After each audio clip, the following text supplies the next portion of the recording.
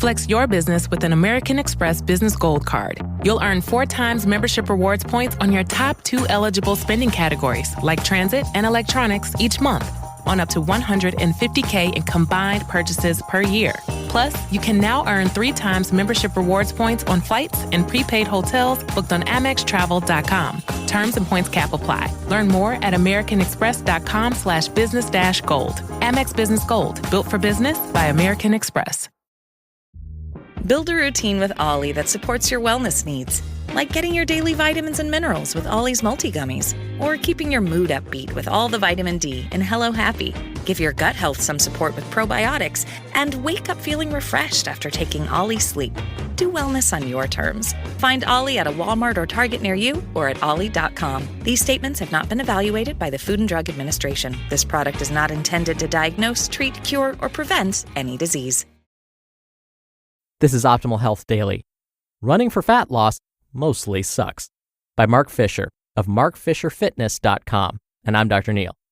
Hey there, happy Tuesday and welcome back to Optimal Health Daily, where I simply read to you from the best health and fitness blogs for free. I'm going to keep this intro nice and short, so let's get right to today's post and start optimizing your life. Running for fat loss mostly sucks. By Mark Fisher of markfisherfitness.com. Now, before the hate mail starts, let me remind you that I don't believe movement can be quote-unquote wrong. Running is a fundamental way for humans to express movement. It's also really helpful in the event that you need to get somewhere quickly, like in the instance where you might be running from killer machines in the event of a robot apocalypse. However, if you hate running and you're doing it for fat loss, you're blowing it. Let's start with the facts. Many humans don't have an ideal structure to be great at running without it taking a toll on their joints. Even if your structure is well suited to run, if you suffer from any muscular imbalances in the hips, and I hate to break it to you, but you pretty much all do, doing a technically unsound motion over and over will have a real cost on your body. Furthermore, proper foot strike is an art in and of itself, and most of us don't hit the ground properly. Consider this. Every time your foot hits the ground, you're landing with the force of 2 to 4 times your body weight. And there are 1,500 foot strikes to a mile. Do the math for those of you that log miles and miles every week. That's a lot of load, kids. But what about... Now, while doing long-distance running is less than ideal for many people, you can make a case that sprinting may be worth adding into your routine. Due to the nature of it being an all-out activity, the total volume will naturally be limited. But even here, most people would benefit from a coach to make sure their technique is spot on, so they don't put unnecessary wear and tear on their joints. Diving right into max effort sprinting without properly preparing your body is a great recipe to tear a muscle. And remember, it's best to move well before one moves a lot. The simple fact of the matter is, most people do not move well when they run. They look like they're in pain and limping, and their joints are often out of alignment. They're hurting themselves, and I really wish they would stop. If the goal for running is purely fat loss, there are better, safer, and more effective exercise options. Okay, then what? Properly executed weight training will be a superior choice if you're looking to support fat loss with exercise. I understand part of the appeal of running is that it seems simpler than weight training. After all, you don't need equipment, and anyone can put on sneakers and go for a run. When someone is looking to get active, it seems like a low barrier option. But as we've already discussed, that doesn't mean most people run well. In the fitness industry, we have a saying, you can't run to get fit, you need to get fit to run. If you're really interested in adding jogging or running to your fitness routine without ending up with nagging overuse injuries, invest time in learning how to run properly. This usually means hiring a qualified coach. And let's all remember that you can't out-train your diet. So, if you're looking for fat loss, this is a crucial element that can't be ignored. To be clear, if you truly love running, have at it. This just in.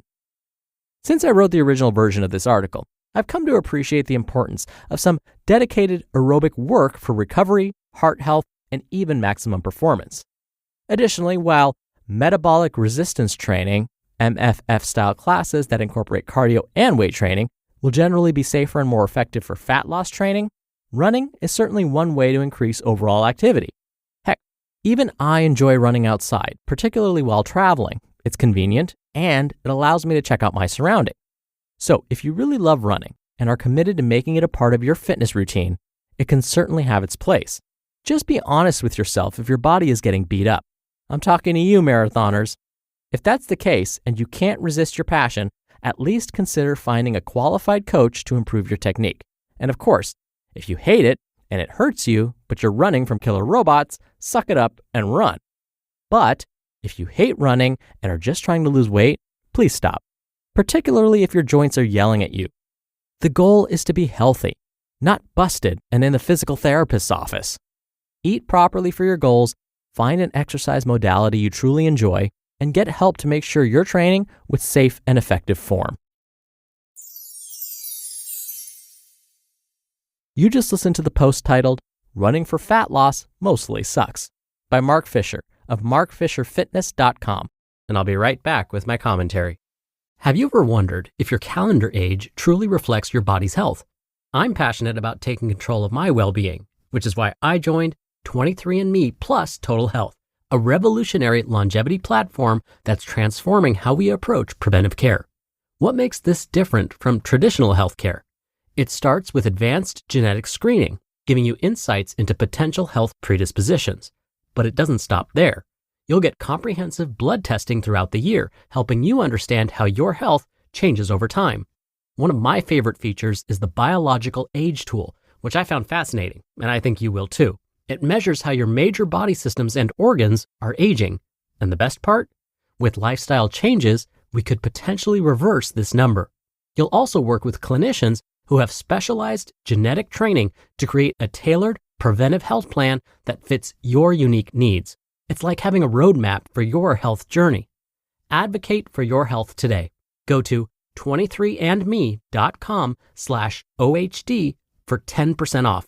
That's 23andme.com/OHD. I think I just won my taxes. Yeah?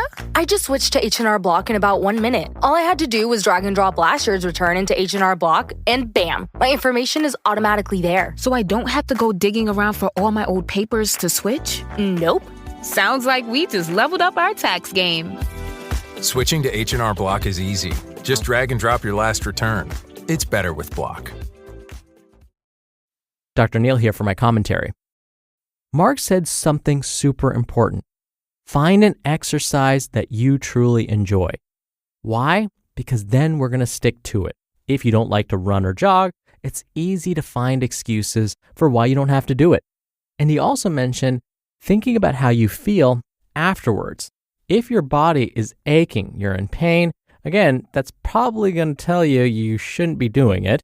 And you're probably not going to do it because it feels like punishment.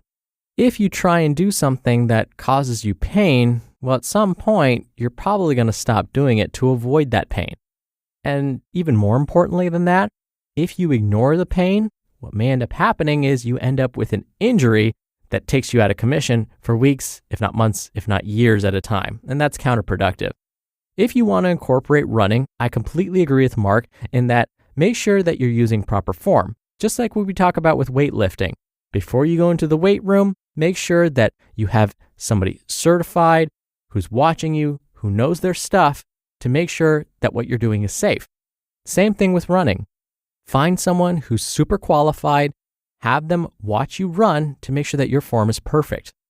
And it is a myth that running will automatically lead to fat loss. Fat loss is very complicated. And so if you do decide that you want to incorporate some running or jogging into your routine, fantastic, by all means do it. But don't do it with the aim of fat loss. Think of that as a nice side effect of you running. Instead, while going for that run, think of it as a form of meditation for you.